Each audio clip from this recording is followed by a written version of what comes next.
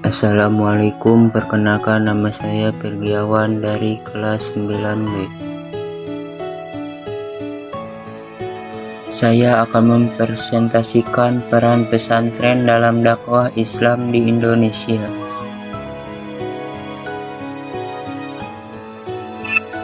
Pondok Pesantren Pendidikan Keislaman dan Keaslian Indonesia. Pondok pesantren memiliki karakter tersendiri, yaitu keislaman dan keaslian Indonesia. Maksudnya sebagai lembaga pendidikan yang identik dengan keislaman sekaligus orisinal asli berasal dari Indonesia, dengan ciri khas memiliki padepokan atau asrama untuk tempat tinggal peserta didik, biasa disebut santri. Pondok berasal dari kosakata bahasa Arab punduk yang memiliki makna asrama atau tempat tinggal di mana peserta didik tinggal. Adapun pesantren berasal dari kosakata lokal yaitu cantrik yang memiliki makna siswa atau peserta didik. 2. Pendidikan pesantren sebagai sarana dakwah.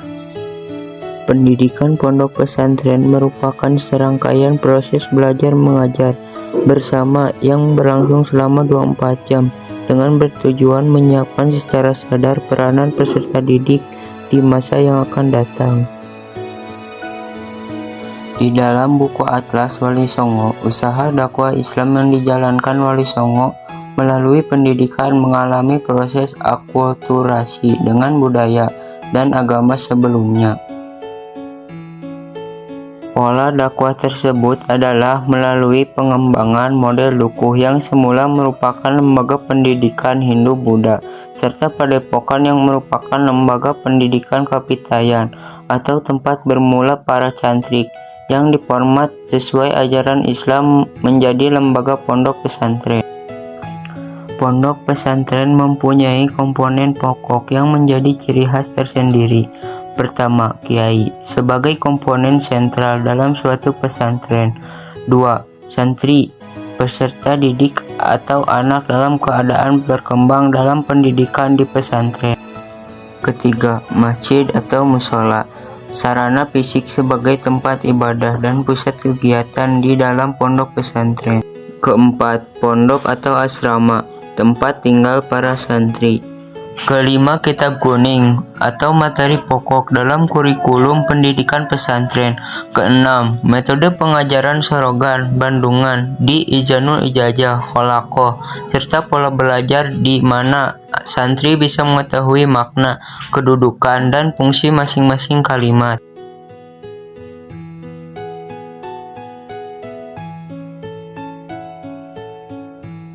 1. Pondok Pesantren Tegalsari, Jetis, Ponorogo, Jawa Timur, didirikan oleh Kiai Ageng Hasan Basari pada abad ke-18.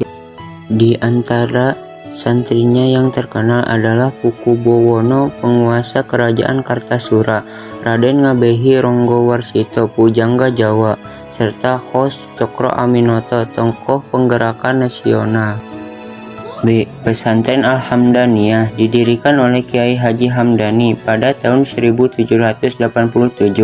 Lokasi pesantren terletak di Desa Siwalayan Panji, Buduran, Sidoarjo, Jawa Timur.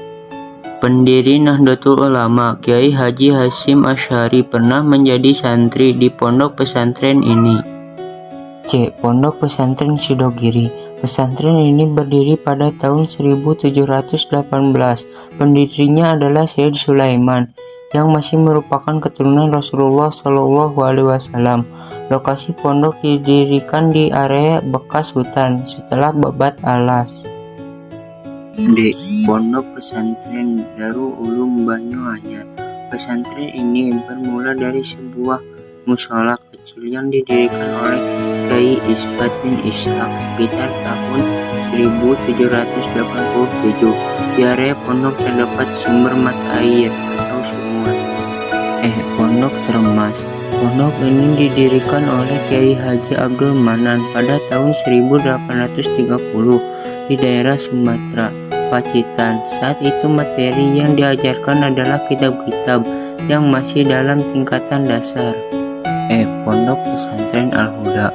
Pesantren ini dirilis pada tahun 1801 oleh Kiai Haji Abdurrahman di atas tanah seluas 3.650 meter persegi di Kebumen. G. Pondok Pesantren Buntet. Pesantren ini didirikan oleh Mbah atau Kiai Mukoyim. Beliau sempat menjadi mufti keraton ke-6 Cirebon, tetapi kemudian mengundurkan diri dan mendirikan pesantren Buntet yang terletak sekitar 12 km dari kota Cirebon pada tahun 1750. Pesantren Subul Salam Sewu Mincat. Lokasi pesantren ini berada di Desa Sayur Maincat, Kecamatan Ketapon, Kabupaten Mandalika, Sumatera Utara. Usia pesantren ini telah mencapai hampir 1 abad.